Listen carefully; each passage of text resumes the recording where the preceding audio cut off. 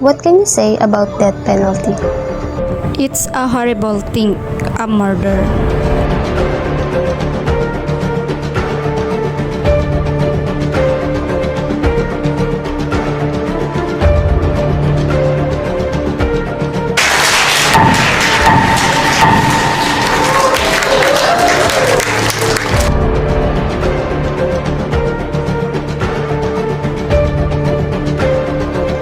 Is this what you want, huh?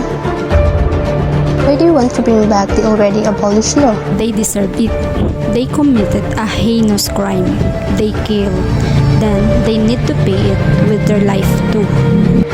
Then, you are no different from them, a murderer, a criminal.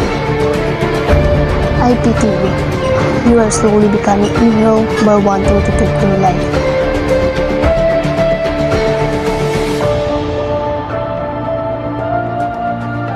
Mula matapos ang ikalawang digmaang pandaigdig hanggang panahon ni dating Pangulong Ferdinand Marcos ay ipinatupad na ang death penalty bilang parusa sa mga karumal-dumal na krimen. Ngunit ibinasura ito panahon ni dating Pangulong Cory Aquino nang binago ang konstitusyon noong 1987. Ang Pilipinas ang kauna-unahang bansa sa Asya na gumawa nito. Ngunit nang umupo si dating Pangulong Fidel Ramos, muli itong ipinatupad sa bisa ng Republic Act 7659. Nagpatuloy ito hanggang sa panahon ni dating Pangulong Erap Estrada. Taong 2001, panahon ni dating Pangulong Gloria Arroyo, nang tuluyang ibasura ang death penalty. And after how many years, Duterte administration is attempting to reintroduce again the death penalty under the House Bill number 7814 of 2002 Comprehensive Dangerous Drugs Act. The senators who are supporting the bill are Tito Soto, Bato de la Rosa, Bongo, Manny Pacquiao, Ping Lacson, Alan Cayetano, Win Gatchalian, Lito Lapid, Amy Marcos, Coco Pimentel, Bong Revilla, Francis Tolentino, and Cynthia Villar.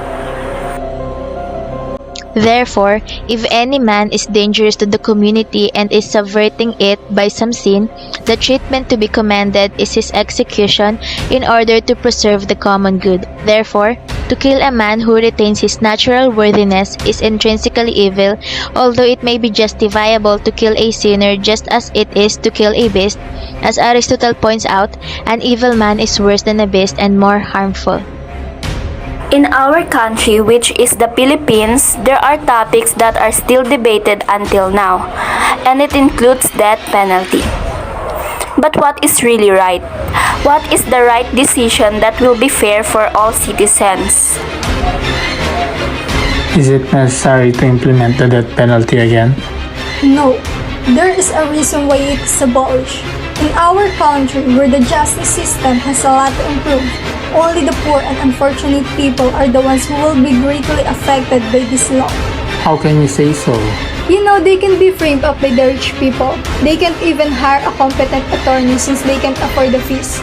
As for the rich, they can just pay a large amount of money and they can be acquitted for their crimes. Because we are in a society where money serves as a power. Maimonides, a Jewish philosopher, says, "It is better and more satisfactory to acquit 1,000 guilty persons than to put a single innocent one to death." There are many methods to execute death penalty such as firing squad, hanging, lethal injections, and electrocution.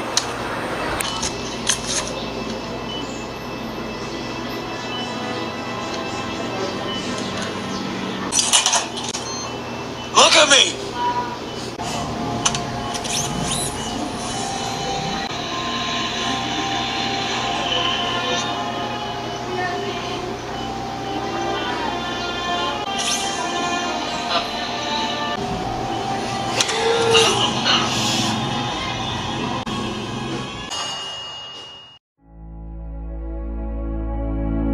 It is said that there is no credible evidence that the death penalty deters crime more effectively than long terms of imprisonment. States that have death penalty laws do not have lower crime rates or murder rates than states without such laws. states that abolish capital punishment shows no significant changes in either crime or murder rate. Even though there are studies that death penalty has a positive effect, there are also studies that show the opposite conclusion. Under Aristotle's ethics of purpose, a thing is good when it fulfills its function. Death penalty's function is first and foremost to deter murders and crimes. Therefore, if death penalty does not do what it is supposed to do, then it cannot be considered morally good. Death penalty is morally wrong. It is cruel, inhuman, and degrading punishment. It is a judgment that cannot be reversed, unlike life imprisonment. For a country such as Philippines, where people cannot rely on legal system for justice, death penalty is too serious for a punishment. There is no moral justification for it.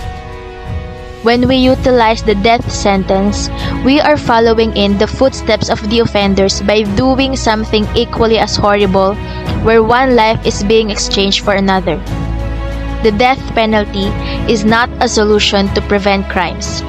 It will only neglect human rights. Sometimes, the death penalty is also used by a government not to give justice but rather to control its citizens.